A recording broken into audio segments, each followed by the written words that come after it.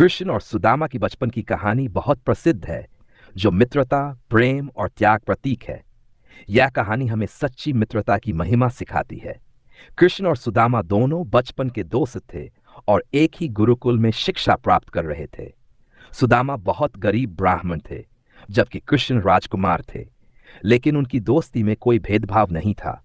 वे दोनों एक दूसरे से अत्यंत प्रेम करते थे और हमेशा साथ रहते थे। एक बार गुरु ने सभी शिष्यों को जंगल से लकड़ियां लाने के लिए भेजा। कृष्ण और सुदामा भी जंगल में लकड़ियां इकट्ठा कर रहे थे।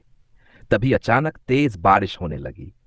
दोनों शरण के लिए एक पेड़ के नीचे खड़े हो गए। सुदामा ने अपने पास रखा थोड़ा सा चिवड़ा पोहा निकाला, लेकिन उसे अकेले खाने में संकोच हो रहा था। कृष्ण ने उसकी मनस्थिति समझ ली और उससे कहा, मित्र, मुझे भी थोड़ा चिवड़ा खाने दो। सुदामा ने अपने पास जो भी था कृष्ण को दे दिया और दोनों ने मिलकर खा लिया।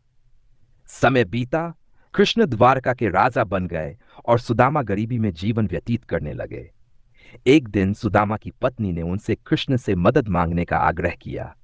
सुदामा संकोच करते हुए द्वारका गए और कृष्ण से मिलने पहुंचे। उनके पास कृष्ण के लिए भेंट स्वरूप केवल मुट्ठी भर चिवड़ा था। जब सुदामा द्वारका पहुंचे तो कृष्ण ने अपने मित्र को देखते ही पहचान लिया और उन्हें गले लगा लिया। कृष्ण ने सुदामा का स्वागत बड़े धूमधाम से किया।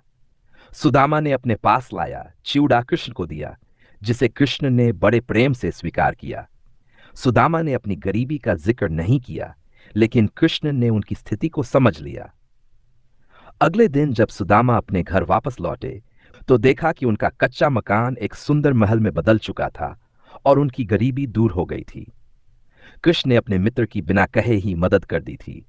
यह कहानी हमें सिखाती है कि सच्ची मित्रता में भौतिक संपत्ति का कोई महत्व नहीं होता और सच्चे मित्र एक दूसरे की मदद बिना कहे ही कर देते हैं।